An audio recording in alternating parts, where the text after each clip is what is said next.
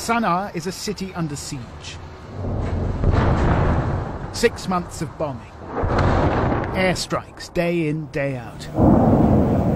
The campaign is led by Saudi Arabia and backed by the West. قتلونا خربوا بيوتنا ما عبش ما ناكل جاوعي بيوت مخربة. On Sana'a's main shopping street, a missile has gone straight through the roof of a residential block. 3 people were killed here, including a mother and a young daughter. No neighborhood is safe. What happened? Nothing happened. Just people that are sleeping in peace, they get pumping. I hear screaming, too much screaming. If you can see here, around here, all the building is full of families. Yeah. There is not empty, it's full of families. The aim of the Saudi-led coalition is to oust Iranian-backed Houthi rebels from the capital. Saudi Arabia has also imposed a blockade by land and sea.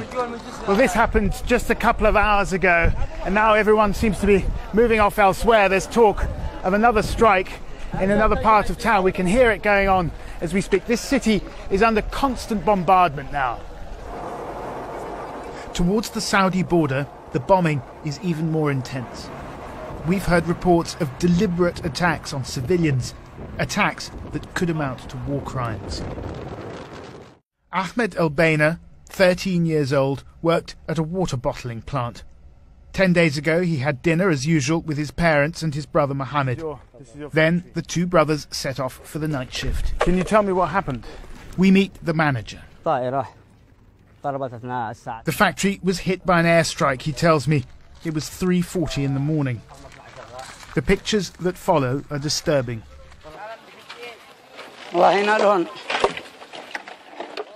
In the gruesome aftermath, they filmed as they searched for bodies.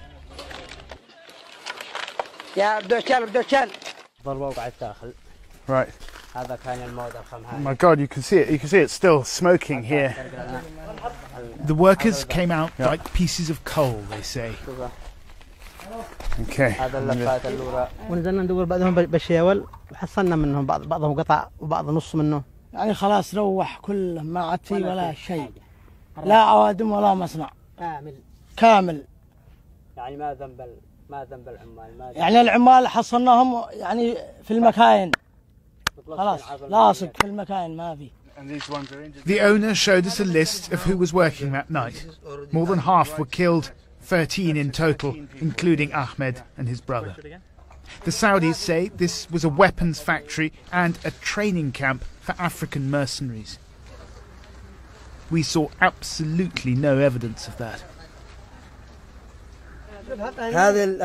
One of the workers picks up a plastic bottle.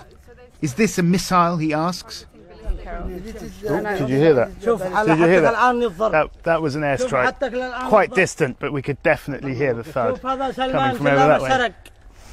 All of this is happening not only with the full support of the international community and the stamp of approval of the United Nations Security Council, but also with the enthusiastic support of Britain and of the United States, who not only are continuing to sell weapons to Saudi Arabia even as they bomb, but also have liaison officers inside the coalition high command.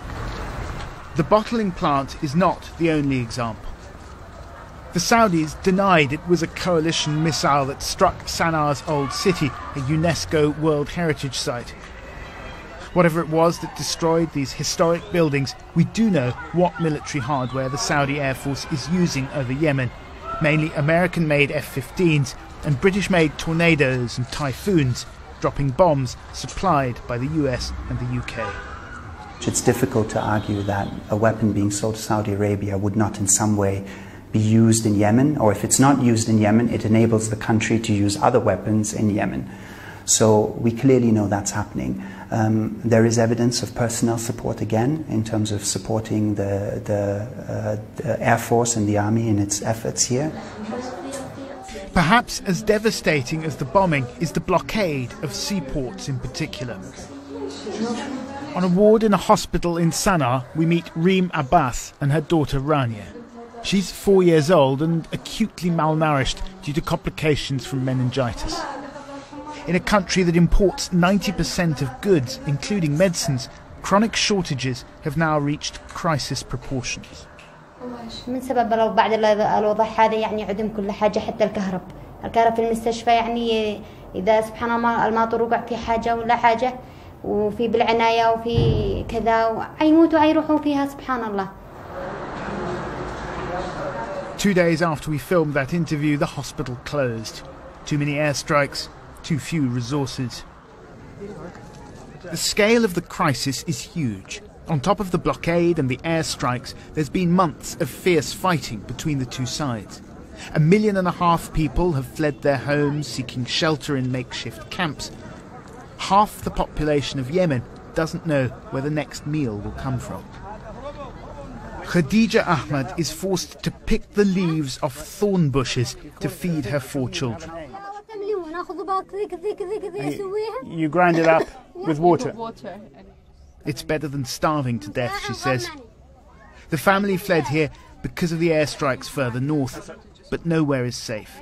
In July, a missile landed near their tent. Khadija, 4 months pregnant, miscarried. But, she says, she fears hunger more than bombs. والله كل الجوع أسوأ من ضربة الطائرة. ما تدرين ابنك يموت مول ولا انت؟ من أنا أحسب لابني اللي ورايا ما بيش نفسي. بابني اللي ورايا أقول كيف يكون حين أنا الطائرة تعقرني وهو كيف يقع منه بعدي. عندنا تكملنا بالمرة كلنا سوا ولا يبقى منه. This is a war in which even refugee camps are no refuge. There's a game the children play here. It's called 1, 2, 3 Airstrike. It's accompanied by squeals of nervous laughter. But it's deadly serious. Deliberately targeting civilians in refugee camps or elsewhere is a war crime. Many of these people were already living in camps, fleeing earlier wars, and now they're being hit again. In places like Harad and Sada, towns near the Saudi border, which have been heavily bombed. Yeah, but I'm just surrounded here by people coming up one after the other, telling me that their family, their relatives, their children were killed in Saudi airstrikes. There seems to be no end to the witnesses here. Since the conflict started, more than 2,000 civilians have been killed by both sides. Houthi soldiers, some of them no more than teenagers, are accused of firing heavy weapons in built-up areas.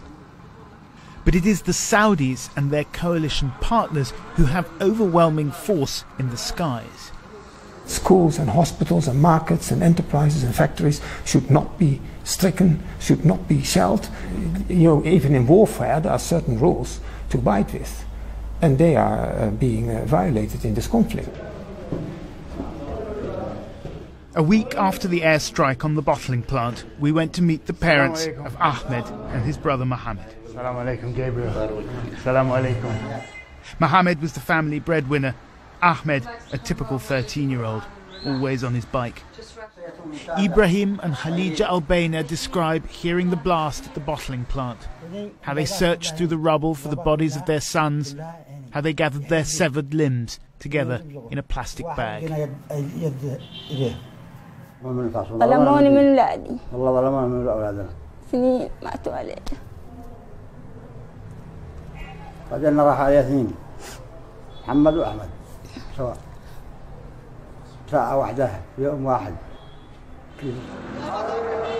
Whoever did this to us, the father said, may God repay them. In the past few days, the bombing has intensified. In Sana'a, there's talk of an impending advance on the city. This war is part of the wider struggle for power between Saudi Arabia and Iran. Not everyone here supports the Houthis, but with every airstrike, with every civilian death, resistance to the Saudis and their allies is growing.